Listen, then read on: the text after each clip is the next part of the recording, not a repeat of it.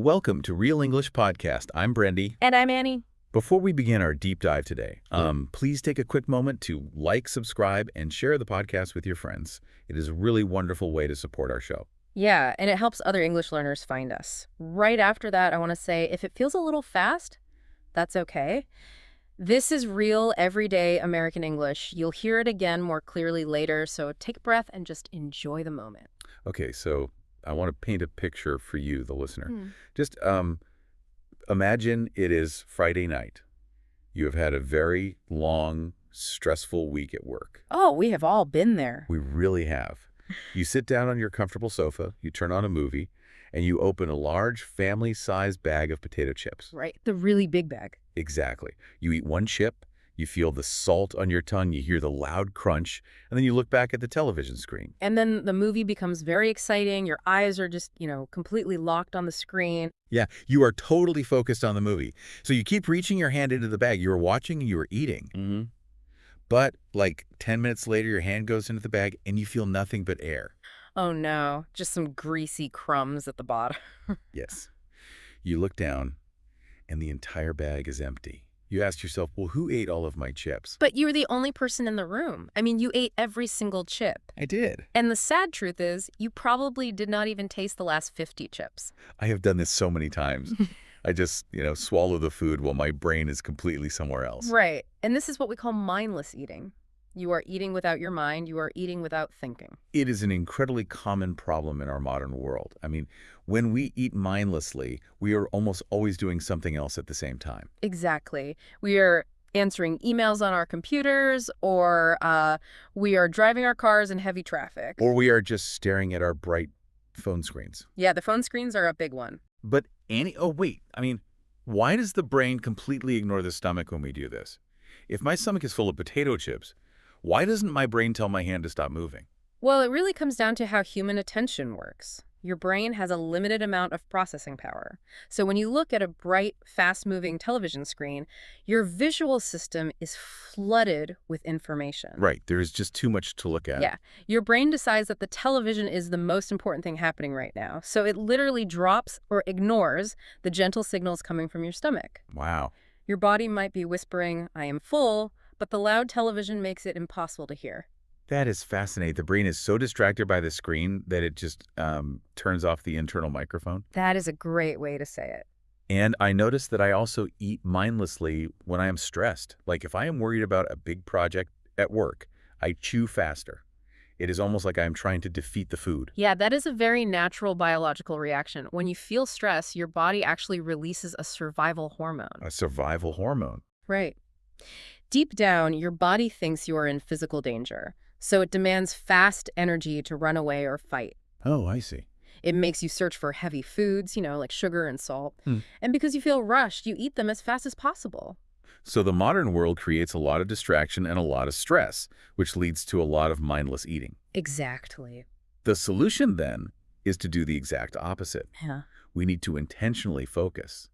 Instead of looking at my phone, I need to actually look at my meal and pay attention to what I am doing. That is the perfect way to describe it. In fact, that phrase you just used is our first key English expression for today. Oh, pay attention to. Yes, pay attention to. This means to watch, listen, or think about something very carefully. When you pay attention to something, you are giving it your primary focus. Oh, I see. So let's practice saying this expression together. I will say it slowly, and I want you, the listener, to practice at home. Okay, ready? I will say the phrase, and you repeat after me. Pay attention to the flavor of your food. I will give you a second to practice that out loud. Let's try it one more time. Pay attention to the flavor of your food. Take your time practicing that one. It is a very useful phrase for everyday situations. Yeah, you can tell your children to pay attention to the teacher, or you can remind yourself to pay attention to the road while driving. Right. And in the context of our deep dive today, we are talking about mindful eating. Mindful eating simply means paying attention to your food with all of your physical senses and doing it without judging yourself. Now, I want to push back on this idea just a little bit. Oh, okay. Go ahead. Does mindful eating mean I can only eat healthy food? Like, do I have to sit in a quiet room and pay attention to raw spinach and carrots and just never enjoy a cheeseburger again? I'm very glad you asked that. Eating healthy plant-based foods is obviously wonderful for your physical health, Sure. but mindful eating is really about the how, not the what. It is an action. It is a mental state. So the action of eating is what matters. Yes, exactly. You can practice mindful eating with a fresh apple, and you can absolutely practice mindful eating with a heavy cheeseburger and salty French fries. Really? A cheeseburger? Yes. In fact, if you truly pay attention to a heavy cheeseburger, something very interesting happens. What happens? Because usually I can eat a massive cheeseburger in about 4 minutes. Well, if you eat it slowly and focus on the heavy fats, the rich meats, and the strong salts, those intense flavors send very powerful satisfaction signals to your brain. Oh, wow. Yeah. When you actually pay attention to those signals, you might find that you feel completely satisfied after eating only half of the burger. I see. Because I'm listening to my body, my brain actually hears my stomach say, okay, this is very rich food. I have enough energy now. We can stop. Exactly. You feel the satisfaction quickly, so you do not need to finish a massive portion. You can save the rest for later. Okay, so the goal is to notice what is happening. But, life is busy. Most people have jobs, families, and maybe 15 minutes for a lunch break. Right. It is not always easy. So how do we actually build this habit? Let's talk about the practical steps of this. The very first step happens before you even sit down at the table. It is about portion control. Portion control. A portion is the amount of food you decide to put on your plate. A simple trick is to use a much smaller plate. Try using a plate that is about 9 inches wide instead of a large dinner plate. I have actually tried this trick, and it works like magic. Mm-hmm. It is basically an optical illusion for your brain, isn't it? It is exactly an optical illusion. There is a famous psychological effect where the size of the background changes how you see the object in the front. Right. Like if I take 1 cup of rice and put it in the middle of the huge, wide dinner plate, the rice looks like a tiny, sad little snack. Yeah, it looks very small. And my brain looks at the plate and panics and says, that is not enough food. You are going to be hungry later. But if you take that exact same cup of rice and put it on a small 9-inch plate, the rice goes all the way to the edges. It looks like a mountain of food. Exactly. Your brain eats first with its eyes. When it sees a full plate, it feels calm and secure. So we use a small plate, and the rule is we only fill it 1 time. No going back for a second plate immediately. Right. Just 1 small plate. The next step is about understanding our hunger. We need to check if we are experiencing true physical hunger or just emotional hunger. This is a crucial difference to learn. Emotional hunger usually hits you suddenly. Like when you feel stressed about an email. Yes. You feel stressed or you feel bored, and suddenly you feel an urgent need for a specific food, like a chocolate chip cookie. Yeah, the emotional craving is always very specific. But physical hunger builds slowly, right? Yes, physical hunger is gradual. Your stomach might feel a little empty. You might feel slightly tired. And with physical hunger, almost any food sounds good, not just one specific cookie. So before we eat, we need to ask ourselves, am I physically hungry? Or am I just trying to avoid a difficult task at work? Exactly. Check in with your body. But I also know we should not wait until we are starving. Starving means you are painfully hungry. Right. When you wait until you are starving, your blood sugar drops very low. Your body enters an emergency state. Which is bad for mindful eating. Very bad. It demands calories immediately, which makes it impossible to eat calmly. I know that feeling. When I am starving, I do not care about small plates or mindfulness. I just want to fill my stomach as fast as possible. We all do. Which brings us to the hardest step for me, and that is chewing. I think I usually chew my food maybe 3 or 4 times, and then I swallow it. Most people do. It is very common. But to truly practice mindful eating, you should try to chew each bite 20 to 40 times. 40 times? That sounds impossible. If I chew a soft piece of bread 40 times, it is going to turn into a liquid. Well, that is actually the biological goal. Really? A liquid? Yes. Digestion does not begin in your stomach, it begins in your mouth. Yeah. Your saliva contains natural chemicals and enzymes. These enzymes are designed to break down the food before you swallow. So if I chew 3 times and swallow a large piece of food, my stomach has to work much harder to break it down. Yeah. Yes, it causes a lot of stress on your stomach, and there is an even more important reason to chew many times. It is about the time delay between your stomach and your brain. The delay, right? I have read about this. It takes the stomach about 20 minutes to send the I am full signal up to the brain. That is correct. The fullness signal is a chemical hormone that has to travel through your bloodstream. Okay. So if you eat a huge, heavy meal in 5 minutes, your brain still thinks you are hungry because that chemical hormone has not arrived yet. Oh, it is still traveling in the blood. So by chewing 40 times, we are basically buying time. Exactly. We are forcing the body to wait. We give the fullness hormone enough time to reach the brain so it can tell us to stop eating. We really have to slow down. That is the perfect phrase. Slow down. Let's practice our second key expression. Slow down means to do something at a relaxed speed. You do not rush. You take your time. Okay, listener, repeat after me. Slow down and enjoy your meal. Take a brief moment to practice that. I will say it again. Slow down and enjoy your meal. Practicing that phrase will help you sound very natural.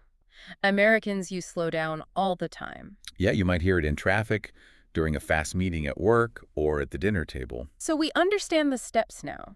We know how to trick our eyes with a small plate. We understand the 20-minute hormone delay, and we know we need to slow down. Right. Let's do a real-life practice to see how this actually feels. Oh, this is my favorite part of the deep dive.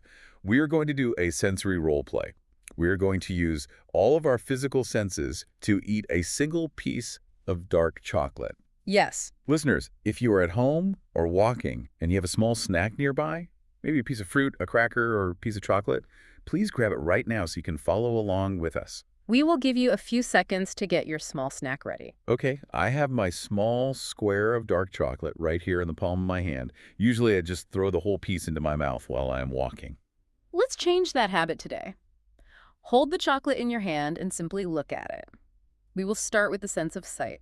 What do you see that you normally ignore? I am looking very closely at it.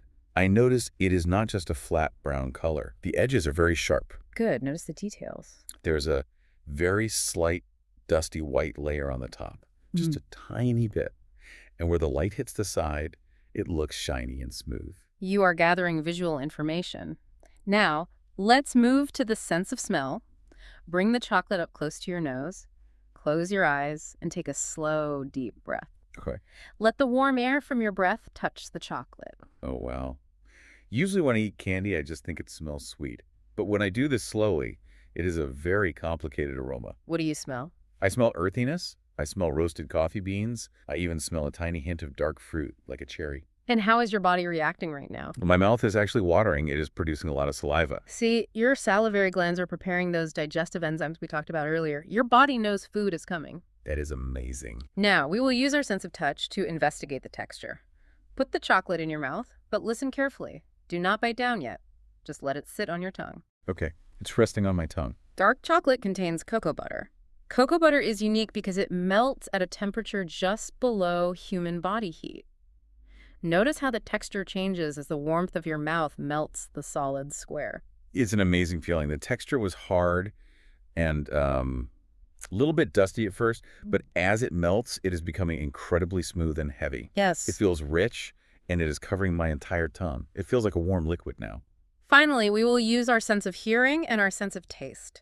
Go ahead and bite down on whatever is left of the chocolate. Okay. Listen to the sound in your head and notice the progression of the flavors. When I finally bit down, there was a soft, sharp snap sound from the solid center. The flavor is so intense. What does it taste like? Because it was melting on my tongue, the first flavor I tasted was actually quite bitter. It hit the sides of my mouth. But then, as I chewed, it became very sweet and rich. Think about how you feel right now. How does this one small, slowly eaten square of chocolate compare to eating a whole handful of chocolate very fast? It feels like I just ate an entire massive dessert. I feel completely satisfied. I honestly do not feel the need to eat another piece. That is the power of slowing down. And more than that, my brain feels very quiet. For those 2 minutes, I was completely focused on this exact moment. I was not thinking about my emails. You were fully engaged with your environment and your physical body. You managed to be present. Be present. That perfectly introduces our third and final key English expression for today. To be present means focusing completely on what is happening right now in this current moment. Your mind is in the exact same place as your physical body. So you are not distracted. Right. You are not worrying about the past, and you are not anxious about the future. Let's practice this final expression together. Listener, repeat after me. Try to be present when you eat. We will give you a moment to say it. Let's do it one more time. Try to be present when you eat. That is a wonderful phrase. It is a great way to gently remind yourself or a friend to focus on the current moment, whether you are eating a meal or just having a conversation. Let's do a natural review of the 3 important expressions we explored today. Good idea. We talked about how modern distractions make us ignore our bodies, so we need to intentionally pay attention to the physical signals our stomach is sending. Right. And then we explored the biology of digestion and the 20-minute hormone delay, which is why we must slow down and chew our food thoroughly. And we just practiced using our senses of sight, smell, touch, and taste to be present with a single piece of dark chocolate. These phrases are excellent tools for building your English vocabulary. But the concept of mindful eating is an excellent tool for building a healthier life. It really is. And I want to leave the listener with one final, very important idea to think about. Mindful eating might seem like just a clever trick to help you eat smaller portions. But think about the psychological benefit. The psychological benefit is huge. If you take just 5 minutes out of your busy schedule to eat mindfully, you are essentially taking a break from the stress of the modern world. It acts like a tiny 5-minute vacation for your mind. Yes. You are stepping away from your glowing screens, you are stepping away from your worries, and you are just focusing on a basic, natural human experience. And by slowing down your chewing, you naturally slow down your breathing. It lowers your heart rate. Taking those quiet, focused 5 minutes could actually make you feel calmer and happier throughout your entire afternoon. It resets your nervous system. So here is our challenge for you, the listener. The next time you sit down for a meal, try this. You do not have to do it for the whole dinner. That can be very difficult for a beginner. Yeah, that is a lot of chewing. Just try mindful eating for the very first 3 bites of your meal. Look at the food. Smell it. Notice the texture. Pay attention. Slow down and be present for just 3 bites. Notice how your body reacts and see how it makes you feel mentally. We think you will be wonderfully surprised by the results. We hope you enjoyed practicing with us today. Please remember to keep practicing your English, and remember that learning a new language is a long journey. Always be patient with yourself. And please remember to like, subscribe, and share the podcast. It is the best way to help our community grow. And if you want to review today's lesson, I uploaded a free PDF summary in the description and in the comments. Feel free to download it and study at your own pace.